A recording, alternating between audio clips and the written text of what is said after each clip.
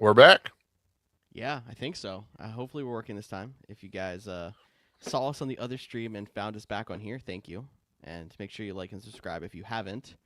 Um, Apparently, I made an April Fool's joke to start the actual show, and StreamYard decided to pull a late one on us. So Yeah, they said, wait a second, your stream's not going to work. I should ask them for a maybe refund. maybe their logo change was part of the April Fool's joke. Maybe. Looks like Skype. Just all I'm saying. What does Hey, the Microsoft have quality to of do with it. it? Oh, Wow. I think we're back. And if you're listening to this on the audio podcast, it is 2 episodes edited together.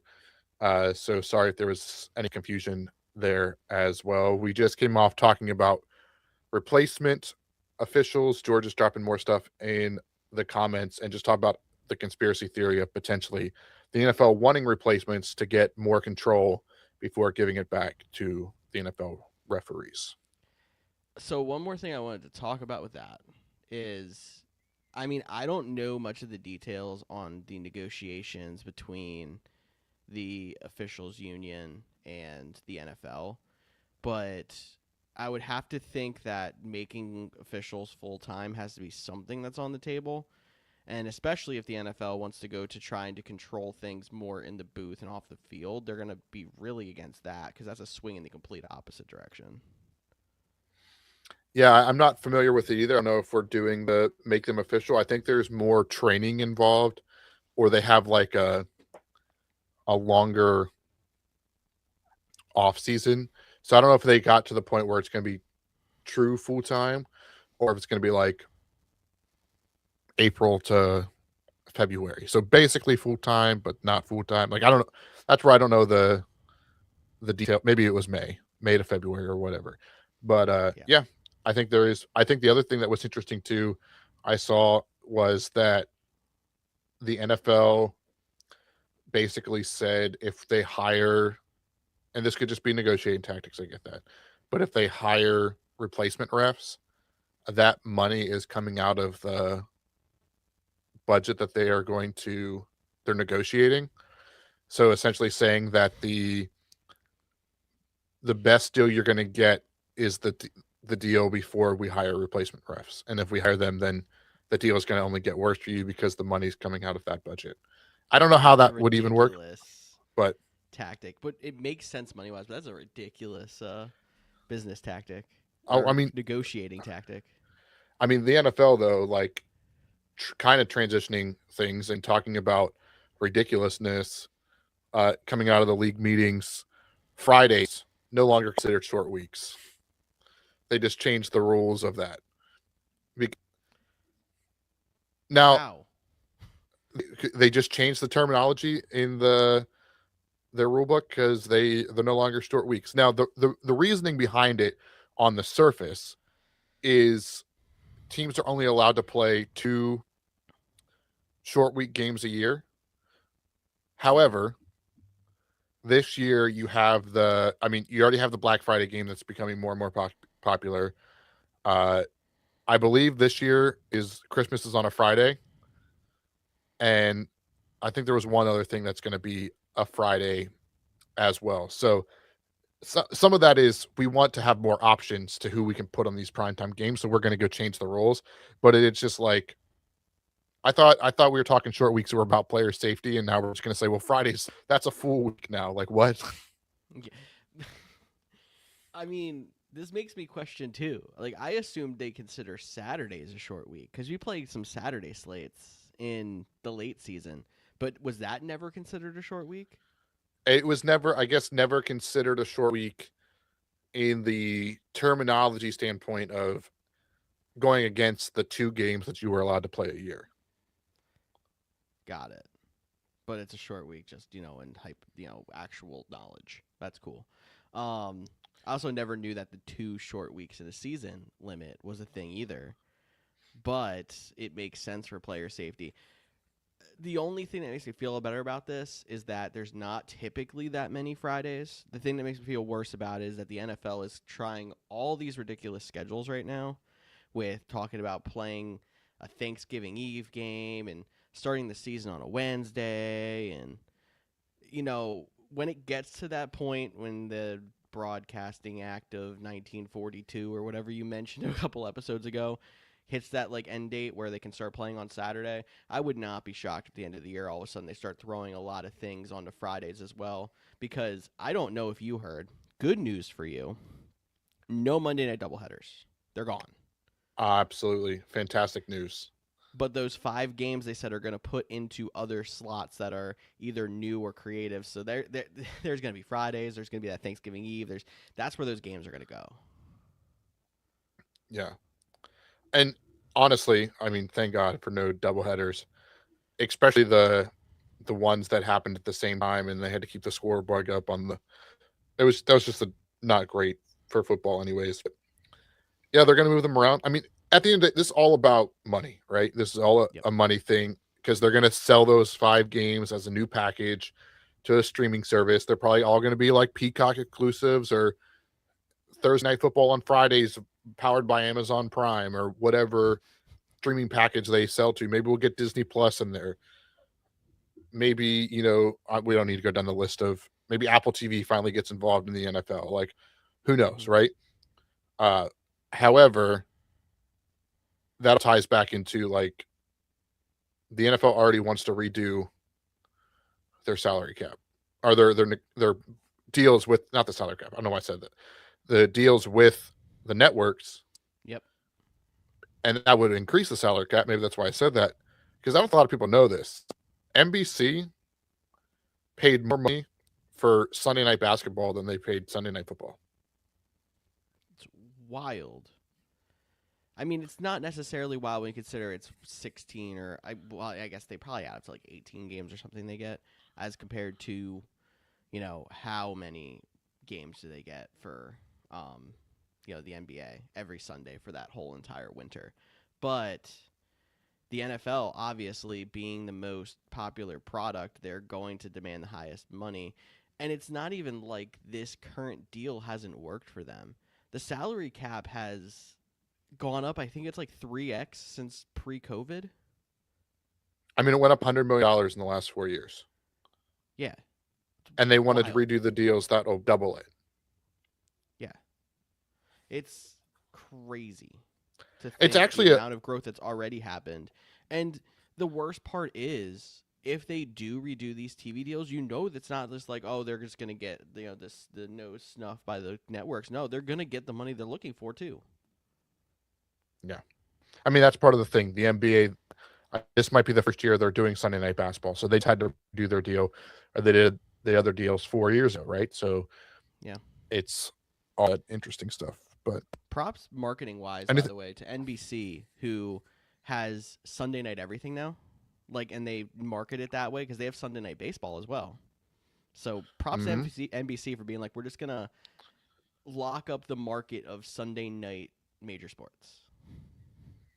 And hopefully ESPN continues that trend with everything Red Zone. Yeah, college football Red Zone coming to a network near you maybe. Now that's something we could even talk about too, is that effect, because we don't know what's going to happen with fantasy sports. NFL Network owned by ESPN officially now, like Red Zone owned by ESPN officially now.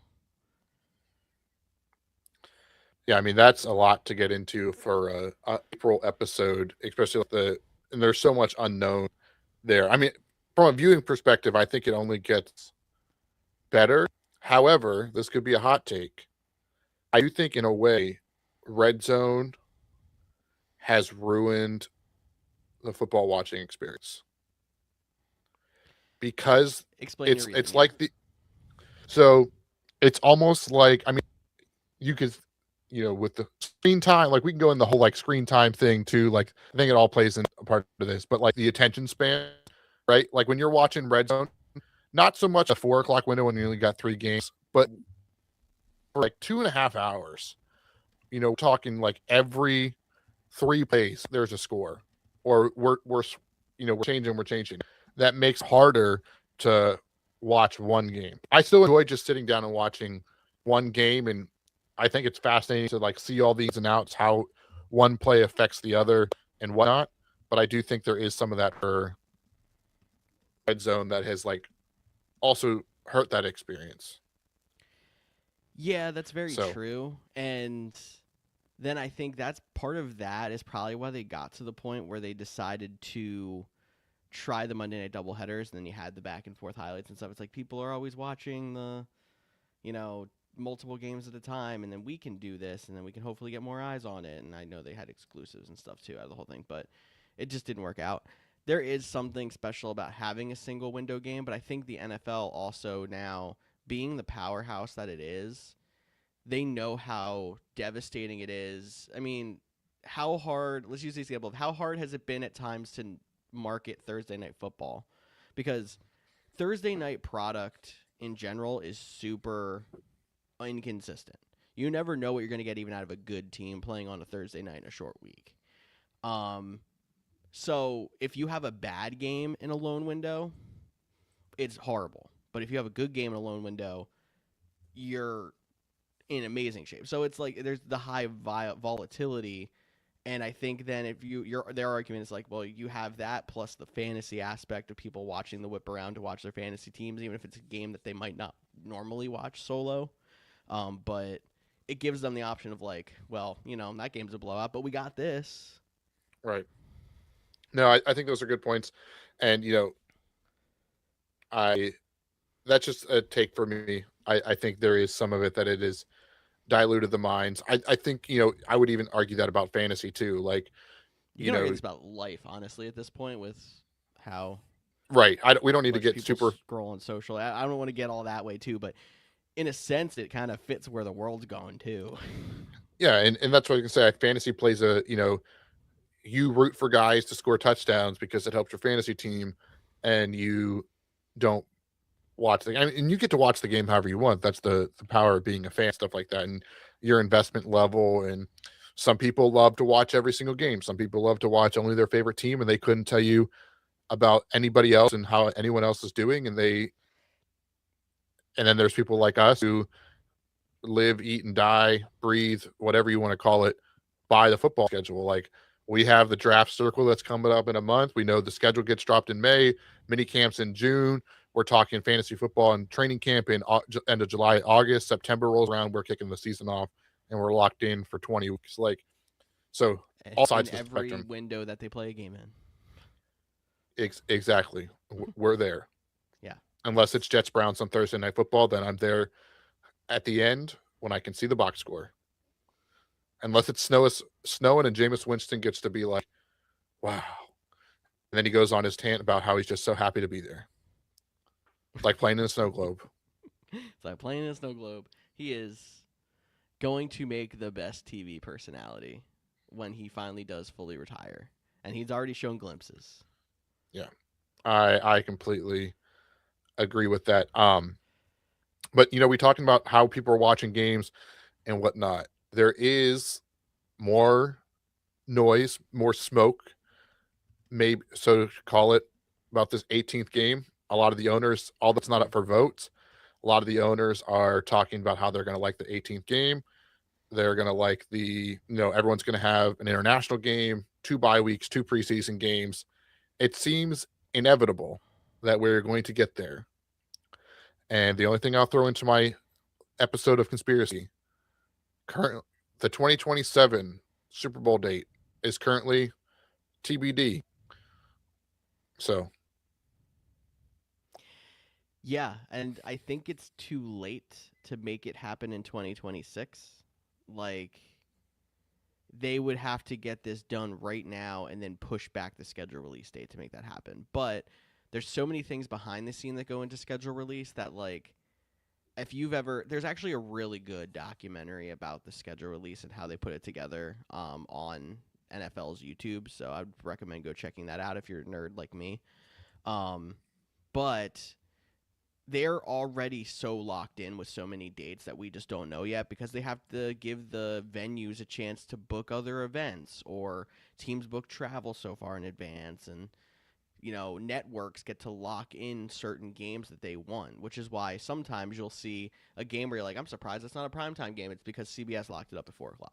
Like, you're too far in the schedule into the schedule now that you're not gonna be able to do it in 2026, but you're not for 2027.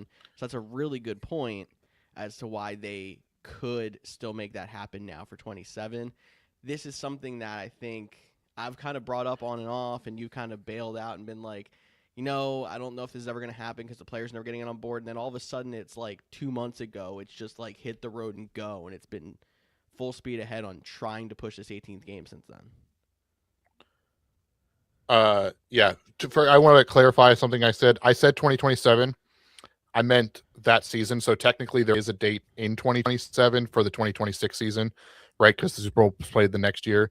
So if anyone goes and fact checks me, the date for the 2027 Super Bowl would be February.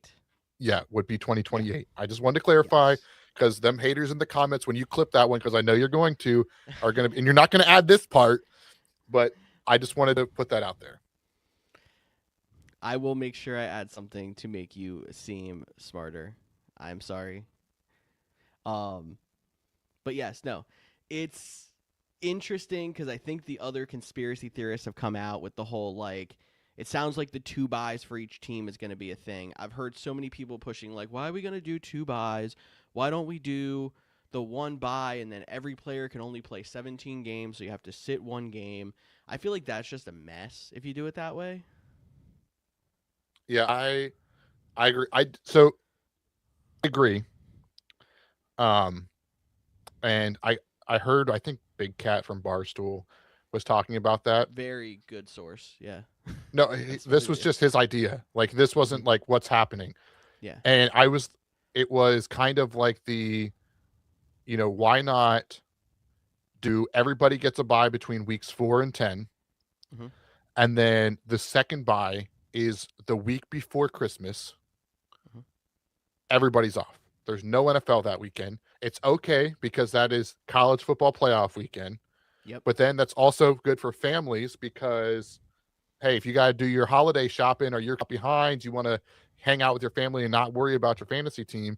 And then everybody gets a bye. And then you're at the end of the season where everybody gets the bye right before the end of the season push. And I was like, and he even admitted the NFL will never do it because they're not giving up a week of NFL football in the winter. Or, no. However, I was like, logistically, for my thing, I kind of like that idea. Can I add something in with that idea to at least make where the NFL won't lose all the revenue? Pro Bowl. Why is that not Pro Bowl week? Yes. See? I'm glad you're on the same page as me here.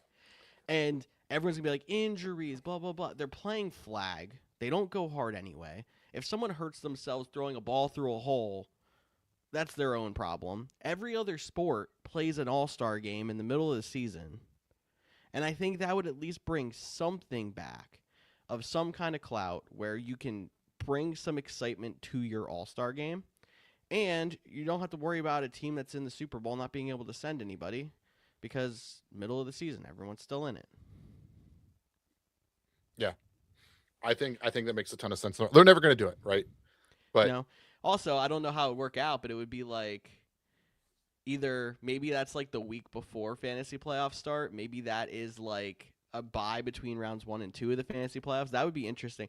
Honestly, if you find a way, I know you're not gonna. If you're the NFL, you're not gonna build your schedule around the fantasy football season. But to a sense, they should because that is a big portion of their market. Could you imagine the push for the fantasy playoffs? You get that schedule set, and then you have that bye week for every team before you start the fantasy playoffs. Yeah, I think gives your team a chance to get healthy. It builds suspense. Shows like us would be sitting here like we have 2 weeks to make these decisions, but we're freaking out. Who are we going to pick up on waivers? Who are we not going to pick up on waivers? Yeah, I think the NFL should definitely consider that. But I will take just getting it to President's Day weekend. And for a lot of the world, not me. I don't have off that day anymore. Not at my current employer. But, me either, but it's still like a lot of employers do. So yes. And we're getting a preview of that this year, correct? Correct. Because of Labor Day being later, not because of them purposely lining it up that way. Yeah, and President's Day follows Valentine's Day. Yeah. On top of the day off after the Super Bowl, we also have a Super Bowl on Valentine's Day. So everyone out there, if you haven't heard that one yet, prepare now and good luck. Yeah, that'd be a ton of fun. Yeah, but I Do you like the idea of the 18th game?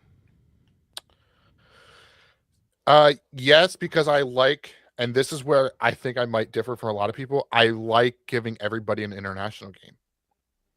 I think the international games are a lot of fun. I think it helps grow the NFL. I would love to attend an international game one day. Like, as someone who already like plans vacation around the football schedule, because that's kind of sickos we are. If I could start, hey, I know Green Bay is going to play here this day, or maybe I really want to go to Paris, right? Take the wife to Paris, city of love, whatever. Oh, let me work in a football game while out there, right? Like, I think that would be a ton of fun, even if it's not Green Bay. I think that'd be a lot of fun. But then you also don't have the competitive advantages of, some people's traveling, all the way, to Europe or Australia. Like, everybody's playing at least one international game, and it helps level the playing field, so to speak. So I mean, I'd be I all for guess it. the other thing that would become a problem when it comes to international games, excuse me, and it'll still be a problem to an extent, I think, is right now you have the advantage of in an odd year, the AFC has to host all the international, and an even year, the NFC does because they have the extra home game. You're not going to have an extra home game anymore once you have every team playing or every team playing 18 games because they'll be even again. But Yeah, if but I every think, team's playing an international game, it evens it out to an extent. But I mean, some teams are giving up away games to go play there, not home. So well, I think you could keep the same structure, right? If every team was going to play, uh, I mean, we're gonna have 32, so we're gonna have at least 16 international games, right? At the bare minimum, because 32 teams would have to play internationally. You would just say AFC's home on the odd years, or whatever it is, and NFC's in the other one, and they would all have to be interconference games then, though. not necessarily. I guess they would, yeah, They would. Which I mean, it could still work out that way. unless you're I mean, and how think about it actually though. Like those are the games that technically have the least impact on the schedule because a lot of your tiebreakers you go from divisional to conference record, and then when you get out of conference, like that game definitely means something on the schedule when you're talking about 16, 17, 18 games in a year. But when it comes to tiebreakers, that game has the least significance. yeah. And I'm gonna say it would get interesting though, is like teams like the Jacksonville Jaguars. They could still, if like it was still the AFC, right? Like they could still play both two games over there in London. They could, in theory, this was an interconference, but they could play, you know, the Eagles and then play the Colts, right? Like they could Yeah. do it that way. I think that would they would have to have a 17th game Which internationally, I don't think right? they would care about. But I don't think they would care about playing half their schedule internationally right now because they're trying to expand the game like that. I look, don't think that's the right idea, but at the end of the day, the Super Bowl champs are considered world champs. Like, let's get more games international. yeah. Does it suck? I mean, like, we're the Melbourne game. They're playing. It's at like, when is that, Thursday night? They're playing at like 2 o'clock on Friday for us to watch it on Thursday back here in the States. Like, I get it. Like, the Yeah. schedule stinks. I mean, this past year at the Olympics, like the World Cup, all the gold medal matches and stuff were like 9 in the morning because of just what was being played. But like, we just No, talk about yeah, how people it's are crazy about football. Like, we're going to get up, we're going to watch the games.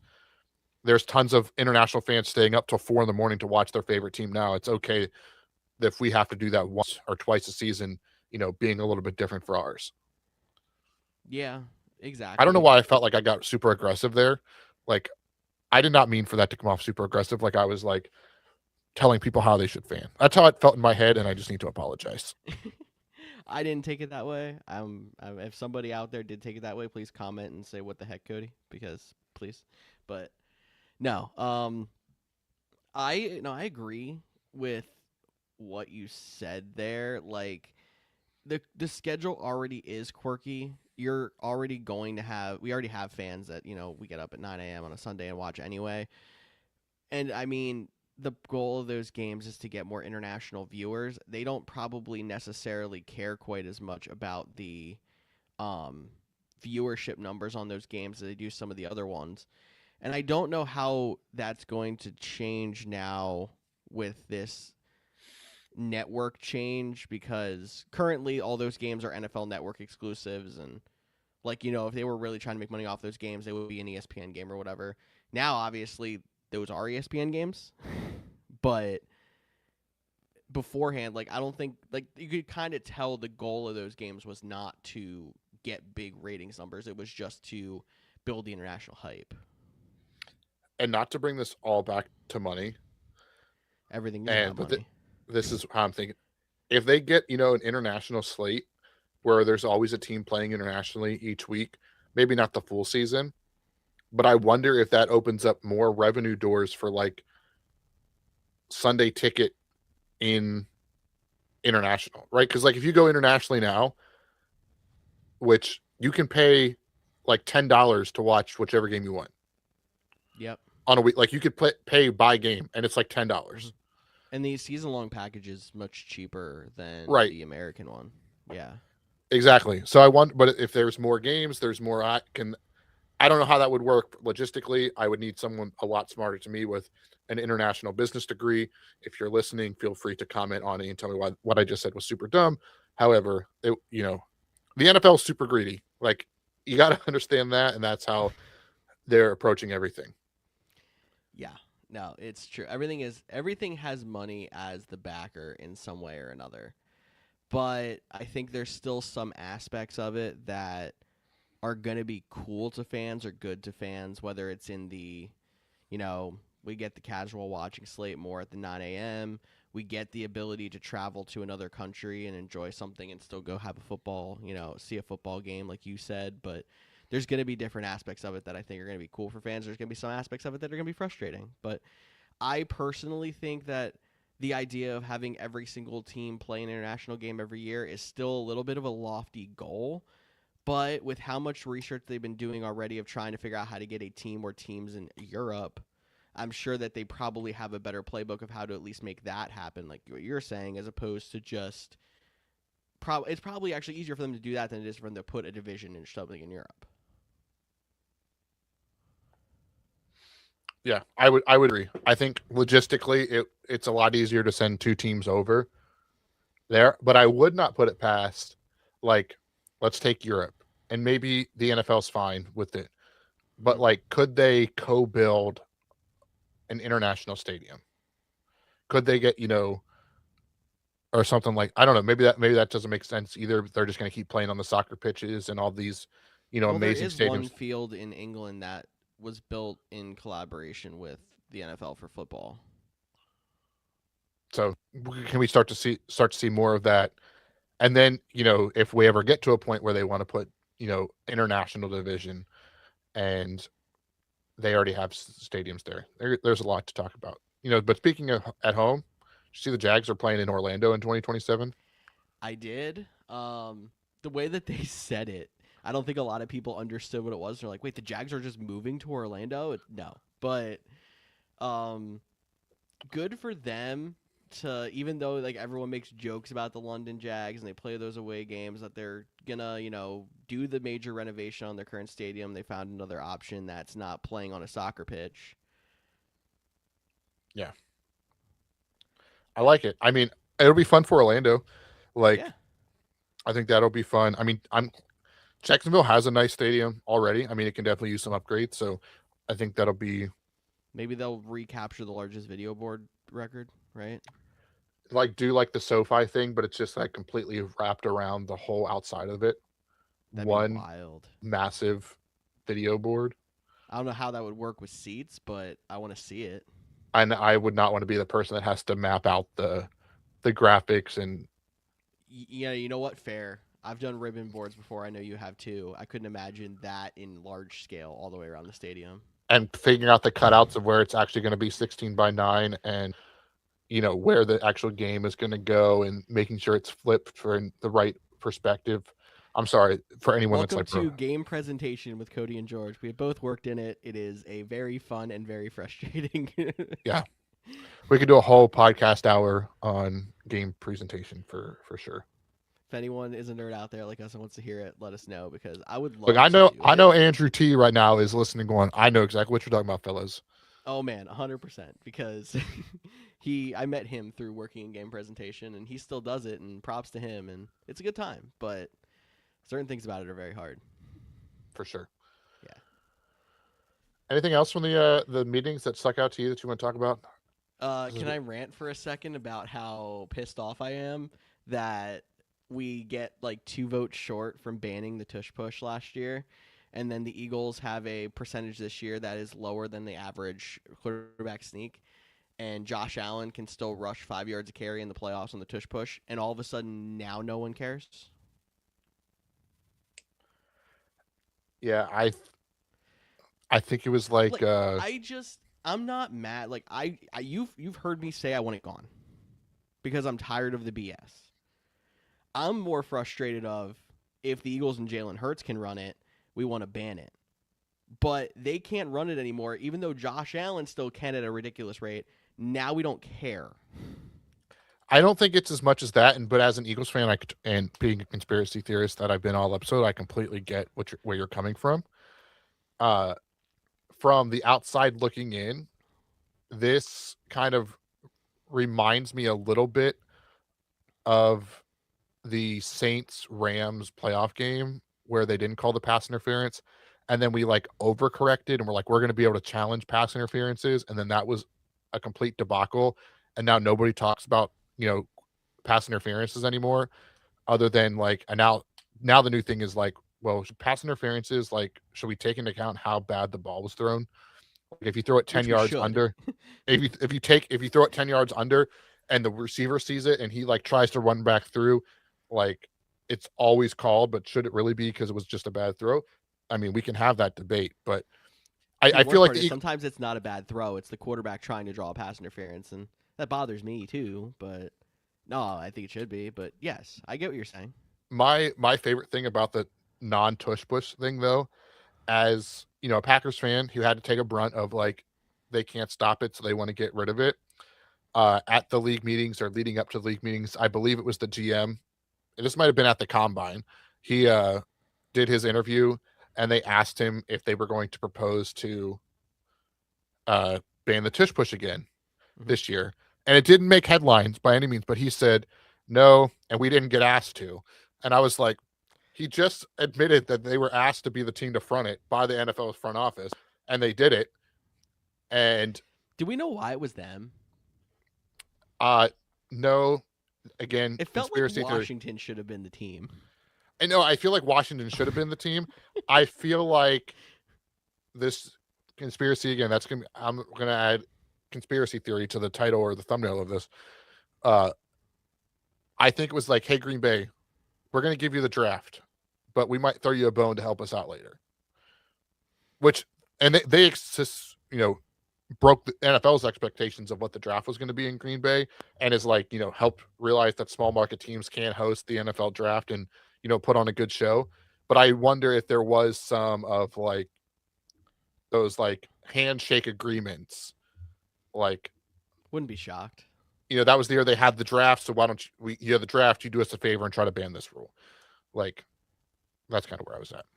NFL having somebody else be the bad guy sounds like it could have been a possibility.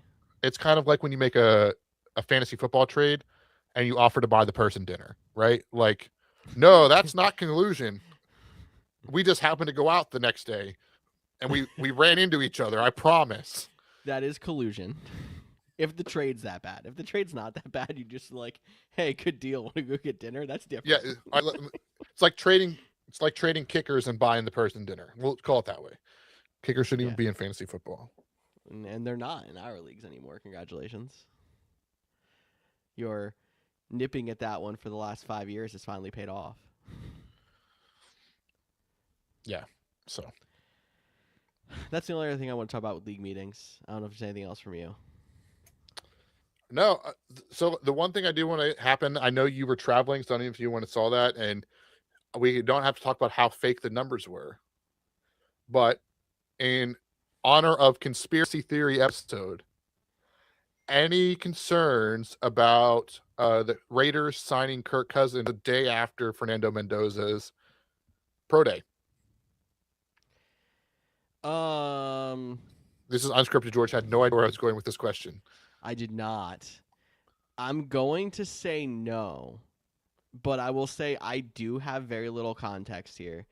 But I do remember seeing a quote of the Raiders, I believe it was the Raiders GM, or maybe it was Clint Kubiak, I'm not sure which, saying it'd be nice to have a quarterback sit behind a grown man for a year. And I was like, if whoever I am that gets drafted first now at quarterback, it's most likely Mendoza, but someone else.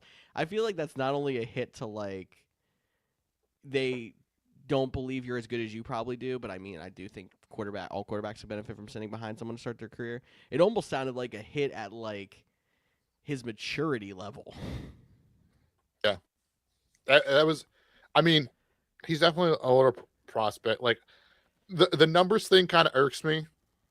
How they're like parading this as he signed for like 5 years, $170 million, when it's really a 1 year, $20 million deal. But if you actually break that down even further, they're counting money he's being paid for Atlanta.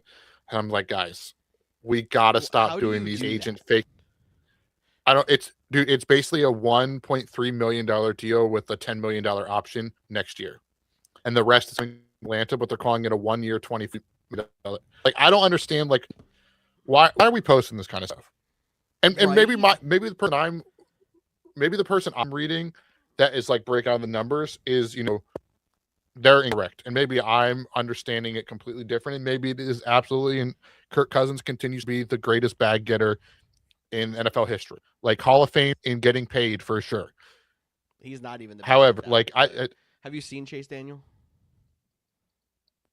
uh, he's going on his 11th straight year of guaranteed money, Yeah, but at NFL least he record. started meaningful games. Have you seen Chase Daniel That's play football? I have. I mean, you could have bought a lot of backups at some point though. So Fair, fair statement. Um, but yeah, so that does irk me too. And I mean, if you're highlighting it on your tweet or whatever as, you know, this is how much money he's making this year, that's one thing. But no, the Raiders are not on tap for all of that. And I know the big reason why Cousins hadn't signed before now is because he was making $10 million to sit on the couch. So he was going to go to a correct. situation that was the one that he wanted. He obviously wasn't going to get a ton of extra money from it, and proven. He said what 1.3 million with a 10 million option next year, but like he wanted to go to the situation that he felt most comfortable with. Yeah, and we'll see when the real numbers come out. But I'm pretty sure that 10 million is only guaranteed if he's on the roster on the third day of the league year, and then there's also the option bonus to add like $80 million over the course of 2 years or something like that. So like if they just completely punt on the quarterback, they gave themselves a little bit of leeway. But that was a whole interesting situation to unfold. And I guess his team, the Falcons, unveiled some new jerseys too. I haven't seen them yet. I just got the Twitter notification, and I forgot to go back and look before the show. Nice. Well, we're unscripted today, so I can give you a break. I appreciate that. Yeah. I think that's all I got. I mean, really, I could sit here and look up news, and we could kind of like start to add the script in here, but I don't really want to do that. No, I don't really want to do that either. I think we've hit our time. I'm sorry about the technical difficulties out there. For sure. I mean, looking ahead, gonna start talking draft here in the next few weeks, and then get to your mock draft. You getting excited? Yeah, I am way behind the eight ball. Normally the draft season is my time. I don't know if it's because the Packers traded Micah Parsons. We don't got a first round pick. I made plans for the Saturday of the draft. I have. Yeah, tell me about it. I used That's in not the you. evening. They're in the evening though. I think I can Oh, still okay. watch all 7 rounds, but Okay, cool. it's not as good for the story. I can only name like I only know legit about a handful of prospects. Obviously, the wide receivers are the ones I know best because that's just the kind of person I am. Ones that fascinate me. Cody But likes yeah, wide definitely receivers since when? I know, but definitely looking forward to that. We talked jerseys too. We don't know when it's coming, especially during the off season, but we're going to start doing some like ranking episodes and maybe do some jerseys or best food, or maybe if enough people hit the like button, subscribe, we can do like a food tour or something like that video for the podcast, and There we go. go around each stadium testing some food. That'd be a lot of fun. There we go. I like that. Long-term goals. I would love to be able to go. As someone who just checked out a new baseball stadium this week. I'd love to check out some new football stadiums too. I, there, I'm always down to go to a new stadium, whatever the Yeah, sport, for exactly. sure. But I think that's my cue to hit this Yeah. outro music, which I'm going to do.